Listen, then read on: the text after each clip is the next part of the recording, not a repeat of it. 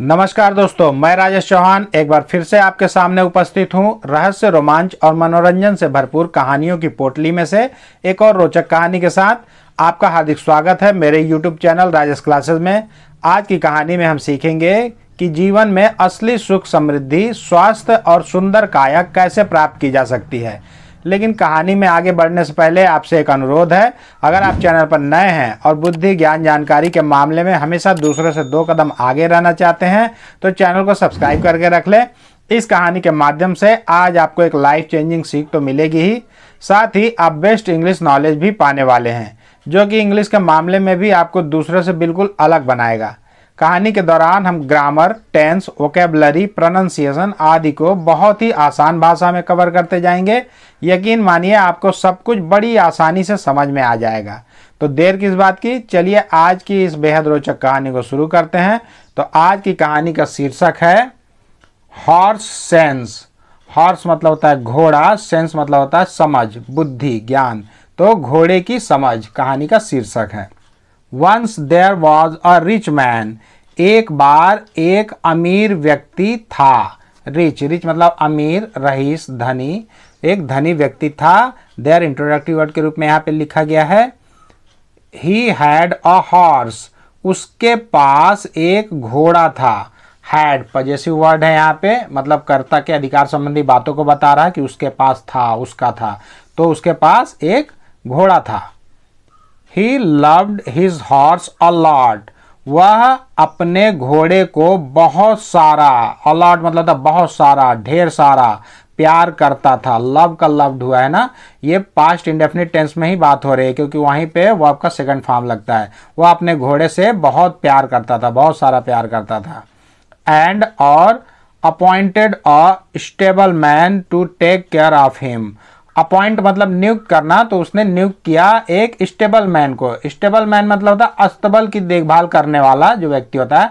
सईस भी बोलते हैं, तो हम सईस ही बोलते जाएंगे ना। तो उसने एक सईस नियुक्त किया जो घोड़े की देखभाल करता है। टू टेक केयर, ध्यान देने के लिए। टेक केयर मतलब ध्यान रखना, ध्यान देना, ध्यान रखने के लिए। ऑफ हिम, उसका, घोड़े का। उस घोड़े की देखभाल करने के लिए वह एक स्टेबल मैन यानी कि सईस को नियुक्त करता है। The stable man washed and scrubbed the horse clean every day. अब जो सहीस था जो, वह रोज दिन, एवरी डे, प्रत्येक दिन उसको साफ करता था। उसको स्क्रब मतलब रगड़ना होता है, मलना, मांजना। और वाश्ड धोना, वाश मतलब धोना, नहलाना, नहाना। तो नहलाता धुलाता था, मलता था और उसको साफ करता था हर दिन, प्रत्येक दिन।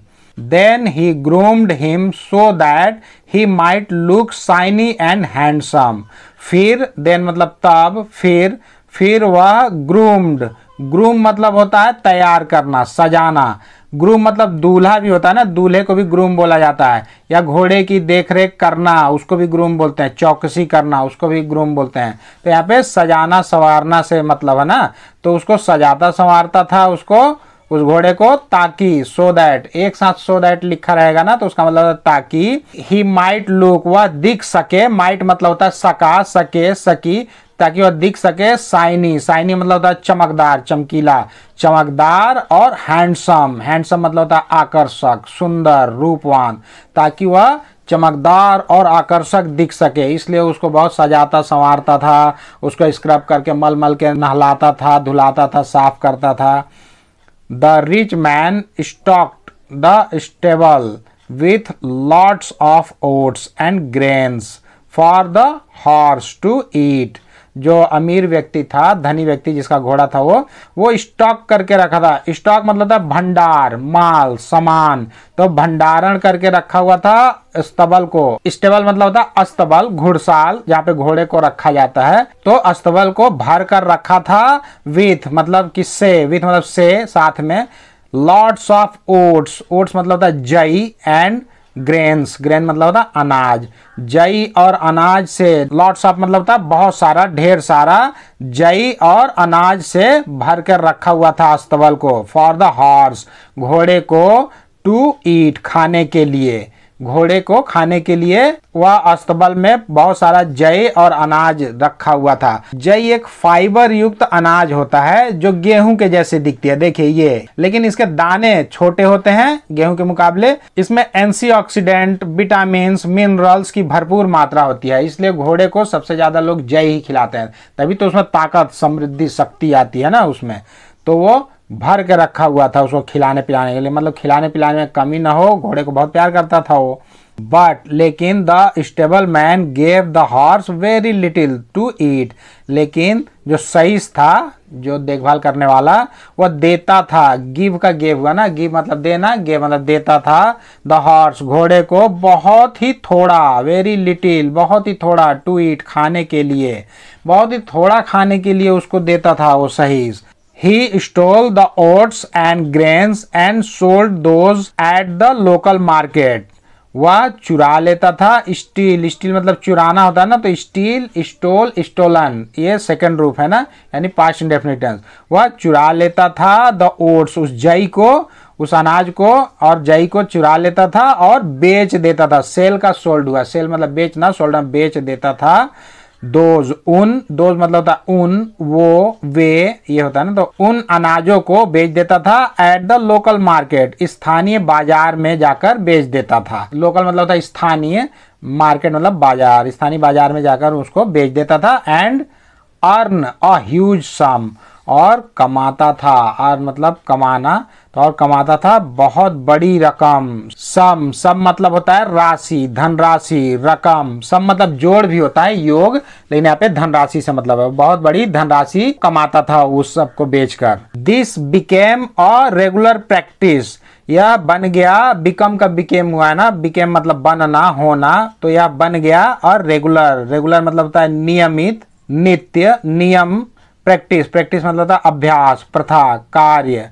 प्रैक्टिस मतलब व्यवसाय, पेशा, क्रिया, ये भी होता है ना, तो यह उसका रोज का पेशा बन गया था, नियमित, रोज का नित्य क्रिया बन गई उसकी, मतलब रोज बेचता था और रोज धन अर्जित करता था। The horse was aware of the stable man's dishonest way, जो घोड़ा था वह अवेयर, जागरूक था, वह अवगत था। अवेयर मतलब जागरूक, अवगत, सचेत, वाकिफ, वह वाकिफ था। Of the stable man's dishonest way, सहीस के डिसऑनेस्ट, डिसऑनेस्ट मतलब बेईमानी, धोखेबाज, खोटा, तो धोखेबाज तरीके को, वेज, वेज मतलब तो रास्ता होता है, मार्ग होता है, वेज मतलब शैली भी होता है, तरीका भी होता है। तो घोड़ा जो है वो सहीस के बेईमानी वाले तरीके से अवगत था, जागरूक था, वो इस चीज को जानता था वो कि क्या कर रहा है, मालिक को धोखा दे रहा है और मेरा शरीर भी गल रहा है, क्योंकि बहुत थोड़ा सा देता था उसको खाने के लिए, तो उससे उसका शरीर में लगता नहीं था, भले वो चमका के नहला के उसको तैयार कर देता था, लेकिन उसमें चेहरे से रौनक गायब होते जा रही थी, कमजोर होते जा रहा था ना। He did not like the stable man's attention, उसे पसंद नहीं था।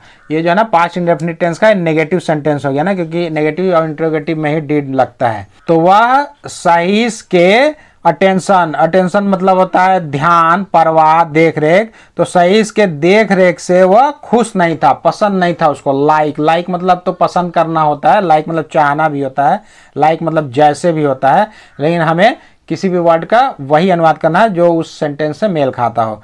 तो सहीस की देख रेख उसको अच्छी नहीं लगती थी, उसे पसंद नहीं था वो चीज। One morning the horse said to the rich man, एक सुबह, मॉर्निंग मतलब सुबह, जो घोड़ा था उसने कहा, बोला, सैड, सैड मतलब बोला, टू द रिच मैन, उस अमीर व्यक्ति से, रईस आदमी जो था उसकी देखभाल करने के लिए जो रखा था उससे वो बोलता है, if you really want me to look better, यदि तुम सचमुच में, रियली मतलब सचमुच में, वांट चाहते हो, मी मुझे, टू लुक बेटर, लुक मतलब देखना, बेटर, बेटर मतलब बेहतर, तो तुम मुझे बेहतर देखना चाहते हो। ये जो है ना प्रेजेंट इंडेफिनिट टेंस का सेंटेंस हो गया, क्योंकि यहाँ पे हेल्पिंग वर्ब डू डज नहीं लगा है और मेन वर्ब का फर्स्ट फॉर्म लगा हुआ है यहाँ पे ना, वांट मतलब चाहना, ता है, ते है, ती है जिसकी पहचान होती है। तो बोला तुम यदि मुझे बेहतर देखना चाहते हो, बेहतर, बेटर मतलब पहले से अच्छा, बेहतर। स्टॉप ग्रूमिंग मी सो मच, मुझे इतना ज्यादा, सो मच मतलब बहुत ज्यादा, इतना ज्यादा, बहुत ज्यादा सजाना संवारना बंद करो। स्टॉप रोको, स्टॉप मतलब बंद करना, रोकना। एंड और स्टार्ट फीडिंग मी प्रॉपरली, और मुझे खिलाना शुरू करो। स्टार्ट मतलब शुरू करना, फीडिंग मतलब खिलाना, फीड मतलब खिलाना होता है, खाना खिलाना, भोजन खिलाना। तो मुझे भोजन खाना ये सब खिलाना प्रॉपरली, प्रॉपरली मतलब बिल्कुल ठीक से, अच्छी प्रकार से मुझे खाना खिलाना शुरू कर दो, और मुझे इतना ज़्यादा संवारना वारना बंद करो। Food will make me strong, जो खाना है भोजन, विल मेक मी स्ट्रांग मुझे मजबूत बनाएगा। विल गागेगी ना, मुझे स्ट्रांग, स्ट्रांग मतलब होता है मजबूत, शक्तिशाली, तगड़ा। तो जो भोजन है वही मुझे तगड़ा बनाएगा। ये जो सजाते संवारते हो उससे मुझे कुछ नहीं होगा, मैं और कमज़ोर होते जा रहा हूँ। And I will start looking healthy without these extra efforts, और मैं स्टार्ट शुरू हो जाऊंगा, लुकिंग दिखना, मैं दिखना शुरू हो जाऊंगा, हेल्दी, हेल्दी मतलब स्वस्थ, तंदुरुस्त, चंगा, मैं तंदुरुस्त दिखना शुरू हो जाऊंगा, दिखने लगूंगा। विदाउट बिना, विदाउट मतलब बिना, दीज इन एक्स्ट्रा मतलब अतिरिक्त, एफर्ट्स, एफर्ट्स मतलब प्रयास, कोशिश, श्रम। तो बोला कि मुझे खाना खिलाना शुरू करो प्रॉपरली, ठीक तरह से, और खाना मुझे तगड़ा बनाएगा, और मैं फिर अच्छा और हेल्दी, स्वास्थ्यवर्धक दिखने लगूंगा, बिना इन अतिरिक्त प्रयासों के, किसी भी अतिरिक्त, इसके अलावा कोई प्रयास नहीं चाहिए मुझे। स्टेबल मैन को हटा दो, मेरे को ज़्यादा नहलाना धुलाना कोई ज़रूरी नहीं है, मैं खुद ही स्मार्ट दिखने लगूंगा अगर मैं अच्छे से खाने लगूंगा। तो इस कहानी से यह शिक्षा मिलती है कि बाहरी दिखावे से अधिक आंतरिक आवश्यकताएं महत्वपूर्ण होती हैं। सिर्फ सजावट और चमक धमक से वास्तविक शक्ति या स्वास्थ्य नहीं आता, बल्कि सही देखभाल और पोषण से ही व्यक्ति या किसी भी प्राणी का विकास होता है। हमें हमेशा मूलभूत आवश्यकताओं पर ध्यान देना चाहिए, न कि सिर्फ बाहरी आभा पर। एक बार फेयर एंड लवली लगाने के बजाय दिन में 3 से 4 लीटर पानी रोज पीने और फाइबर युक्त अनाज, फल और सब्जियों को खाने की आदत डालकर देखिए। फिर 1 महीने बाद अपने चेहरे की चमक देखिएगा, आप खुद महसूस करेंगे कि आप पहले से कितना ज़्यादा स्मार्ट हो गए हैं। तो इस वीडियो में आज के लिए बस इतना ही। यदि आज का लेसन आपके जीवन में जरा सा भी वैल्यू ऐड किया होगा तो कृपया वीडियो को लाइक करें, चैनल को सब्सक्राइब करें और बेल आइकन को प्रेस करके ऑल पर सेट कर लें, ताकि मैं जब भी इस तरह कोई वीडियो अपलोड करूं तो उसका नोटिफिकेशन सबसे पहले आपको मिल सके। तो बहुत जल्द मिलते हैं एक और मज़ेदार और ज्ञानवर्धक वीडियो के साथ। तब तक के लिए आप लोग अपना ध्यान रखें, खुश रहें, मस्त रहें, स्वस्थ रहें। नमस्कार।